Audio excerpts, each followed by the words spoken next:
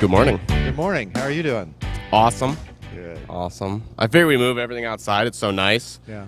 That and my son brought home some rhinovirus for me, which Why I think not? that's just a cold. I'm not sure. It really is just But cold. I figured this way it wouldn't It's safe. kill you. Yes. Well, and it is at one time to spotlight that every once in a while my name is in lights. It's the first time my name's been in lights.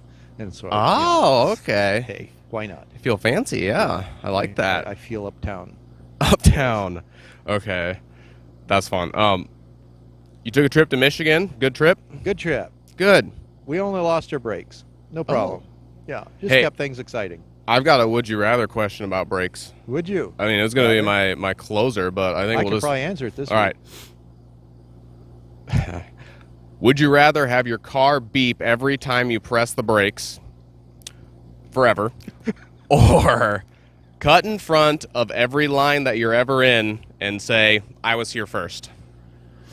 I think I'd rather the beep. It's way too dangerous cutting line. Oh my goodness, we saw it firsthand around Chicago. That's not fun. I imagine just like being in a line at like Disneyland or something. And just, Right. I mean, you could probably get through most of the people that'd be like, oh, okay, sure, But once you get to the people that have clearly been standing there for an hour, they're gonna be like, no. Yeah. Okay. There's something just not right about that. Yeah. The beep I can handle. What is that though? Like, why is it? Why is it not right? Why are we not like when people cut in lines? Do you let people cut in lines? Well, it depends on whether they are short and having a hard time standing or something like that. Then Okay. sure, absolutely. Or they're carrying a baby and I can stand longer than they can stand. Sure. Yeah. Like Sure. grocery line. They got 3 I've got a items, bunch got of 12. stuff. You've got like a few things. Yeah. Yeah. That makes sense. Okay. What was happening when the different books of the Bible were written? So it's like to kind of contextualize what I'm trying to get at is like, so currently here where we are, we're concerned with like different sins that are, I don't want to say more important, but we're concerned on, conquering different things that we deem are a big deal. We see a lot of this type of sin, but like somewhere like over in Haiti, Right. they'd be thinking of something a little different, like people stealing their stuff because, of the big earthquake. Whereas here, I mean, I regularly leave my car or truck running when I park at a gas station or leave it unlocked. I don't have any, if you want to steal it, go ahead. I got enough stuff as it is. And you get by with that in Iowa, but you go down in southern Texas and other parts of the country, there's actually walled and gated communities because the values are different. I'm not saying that it's just things will walk off. Yeah. So you're talking about context of the Bible, Right. and how the books were. So the culture around which the Bible's written is mainly that Jewish element that continues from the time it's formed in the Exodus, Leviticus, Numbers, Deuteronomy. We go into those, 1 Samuel. And then it continues all the way to Revelation in one shape or another. However, as you move through the New Testament, then you add the Greek and Roman element. And so it is then looking at a little different culture that it's talking about. Even so, it seems like it continues to talk about sin being a separation from God, getting in the way of the relationship of God. And I have a friend who talks about the intimacy that it disrupts. And so I think you and I are brothers in Christ, and we rub shoulders quite a bit. Anything that would get in the way of how you receive me and I receive you it disrupts our intimacy. It messes up our relationship. Yeah. In the same way, I think we can see that those things that God abhors gets in the way of the relationship that we have with God. That's sin. I see. Okay. So there wasn't, I mean, I was kind of thinking about it, like if I focused on like if I have like a favorite book of the Bible, well, I mean, a lot of people do. you can see that sometimes it kind of hammers a certain topic a little bit. Like if you pick out, a chapter of, I don't know, First Corinthians, let's say, there might be some things there that are definitely sin, things that, drive a wedge between you and God, but you don't. If you're like, this is my guidance for my life or this thing, then it's a little different. But I just didn't know if you thought, like at the time, people were writing for the future, or were they writing for what they were seeing as being a problem in the present, or maybe God guided them to do it for, eternity, because I really think you hit it there. the last one, I thought, yeah, okay. God guided the way the Bible's written so that it has application for all times. And what's interesting then, so you have a preacher like Paul, and he was writing to Corinthians, and they have a certain set of issues, they have a conflict going on. He writes into that conflict, as well as he talks about human sexuality and marriage and celibacy and a whole host of issues that the Corinthians were dealing with. So we knew they were messed up. And that same thing then we can take and say, okay, well, that speaks to me today, in my marriage, in my singleness, such and such, in church conflict. And it speaks right into it. So it has present day application, even though it's an ancient text by many standards. Yeah. And I find it fascinating how well it speaks into the present. Oh yeah, I agree with that. I mean, there's probably some stuff in there that's like,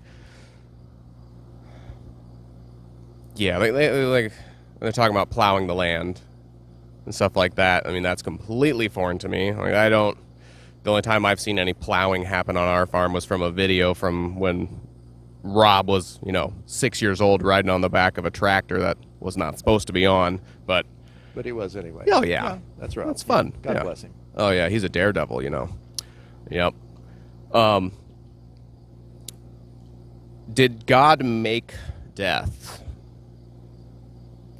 Death is a result of sin. I mean, Romans 6:23. All have sinned and fallen short of the glory of God, and the wages of sin is death. Mm-hmm. Did God? I understand what you're saying. Right, and you could go back to Genesis 3.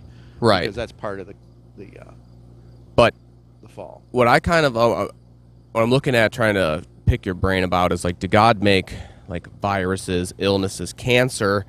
We see those as bad things. Like I could definitely see the I don't know. It sounds a little morbid, but like the positive sides of cancer, especially now, because you can, I don't know, you get to say goodbye, yeah. I guess. But rather than a heart attack and just, yeah, which I mean, that's probably like the person who's dying, and that'd be the way to go. Right. But I mean, maybe this is someone on the outside looking in, is like, why would God make all these things that are just so terrible, like letting us die and letting us suffer? Did God design it that way? It is part of what we designed, really. I mean, in our sin, that is basically what we did. What's interesting to note is that in the Old Testament, and you go up to the time of the flood, people lived longer, considerably longer. And then as time went on, Noah lived after the flood, almost to the time of Abraham. When you start to think about Noah's years then, and how many people he could have talked to after the flood, then the pathology in the human genome, of some reason, changes and all of a sudden cuts down dramatically after the time of the flood. I have to think, how much sin could somebody do in 1,000 years? I mean, Methuselah was nearly 1,000 years old. He could have really cut a rug for a long time. But, we know he was holy. His son may not have been. Yeah. And then all of a sudden Noah turns out good. Right. It's almost as if God has a little bit of grace by cutting down the amount of time we can mess up. Well, I mean, that makes a lot of sense. It's one of those things that's like I would tiptoe around saying that and definitely end it by being like, I don't know. But I'm just glad that I'm only responsible for the time I'm alive, and I need to use it well and use it carefully and live it to the best. Yeah. Giving honor and glory to God. Yeah. Rather than boy, I only got 85, 90 years. Hey, Yeah, I mean, God, did not create. Well, let me see. He did create death, or we created it as a part of our own sin, because sin is death. But as far as the like mortal body dying, mm-hmm. yeah, I could see how just like you wouldn't want like if you were given the option to know when you were gonna die, would you do? I mean, would you do that? Oh boy. Well, I don't look forward to it. The process has me more upset than the result. There's a good chance that the answer you get off of that will be a real bummer. Yeah. Yeah. I still think life is a commodity that God allows us to be stewards of. Yeah. And so we need to do it well. Yeah. Yeah, I don't believe in assisted death. No. That's not using that commodity well. I don't No. think. I've gone back and forth with that one. Like, I want people to be able to choose their own path, do their own things. I'm pro that, but I definitely see a lot of like negatives with that thing. Because then there's someone that's their job, and then they have to incentivize that. Can you think of the marketing I don't even would come from that? Ugh. I want to go back one step though. Yep. We chose sin. Yes. Because God said, if you eat of this fruit, you will die. Mm-hmm. Bottom line, God lays it out perfectly plain, and we messed up. Yeah. I mean, it could have been smart enough not to do that. Sure.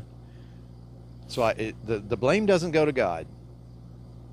God laid it out. Here's the rules. I only give you this rule. I mean, really, at that time, there was only one rule. One rule. Don't eat of that tree.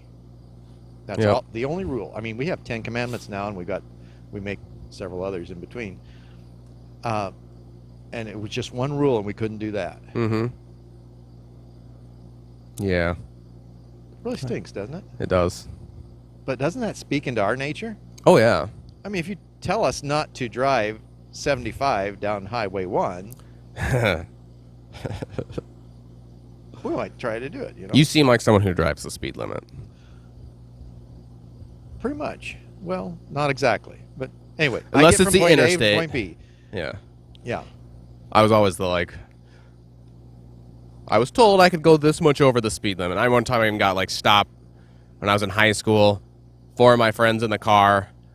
And I think it was 55. It was on Highway 22, just past the high school. And the cop pulled me over, and I was going 69. He told me that, and I was like, oh.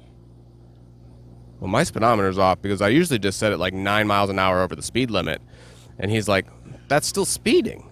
And he left to go back to the car, and my friends were just like, why would you tell him that you just intentionally always speed by 9 miles an hour? That was so honest, dumb. Alex. I know. That's what it was. That was so dumb. Yeah. Always speak the truth. Yeah. Well. Even when it hurts. Oh, man. I remember my wife says that she's like, let's say, and she's like, at least you're always honest. I guess that's nice. Like, that doesn't sound like a compliment. I'm kind of scared, It seemed like you were kind of cheating off my sheet here a little bit, because I was going to ask you, why did people live so long back then? I think it was our genes. I mean, we were made in God's image. We were perfect back then. There wasn't the amount of viruses and things that we had as time went on. Plenty of social distancing. But it's interesting then, if you note the numbers, after the time of Noah, the numbers of a person's life just really fall dramatically. Mm-hmm. I mean, dramatically. Yeah. It's crazy. I mean, yeah, all the way down to maybe 100 years ago, when your average lifespan was, 40 was a heck of an age to live to. Mm-hmm. And you throw in a bunch of wars into wherever you are, and then all of a sudden it's 20. Yeah. It's crazy. I think I was reading something. It was they were talking about the average age, and it was during I think it was during the COVID thing. So they were talking about different places, but I remember it was somewhere Middle East. I think it might have even been Afghanistan, where the average age of a person there was 19. Really? Crazy. Well, and part of it is the way the numbers get skewed with mortality rate. Oh, yeah. I mean, our families, even Iowa families, used to be larger because you at least wanted to have a few kids live to adulthood. Yeah. And there were so many things that children didn't live through Yeah. back then. I know. And so that's part of that mortality rate that we don't think about anymore. Yep. Can't imagine having like 10, 12 kids. I've always wanted to be a 5-kid person, and I know a lot of people have felt that way, and they're like, well, why did you end on 2? And I'm like, you'll find out. Yeah. You'll see. Just Education. wait. You'll see. Yeah. Yep. So, all right, Don, that's all I've got for today. We'll try to end it a little bit short since last time was so long, but if you haven't seen it scrolling behind us, the Harvest Blessing on the 12th, Right. you want to come out for that. We're going to have combine out there, tractor, maybe a wagon, kiddie pool, fill it up with some corn for the kids to play in. I think we got some musical stuff, people from the church, and Right. And food. and food. All We can have right. a meal at noon. Awesome. Great. Yeah. All right. Well, thanks, Don. Thank you, Alex. Yep. Take care. Blessings.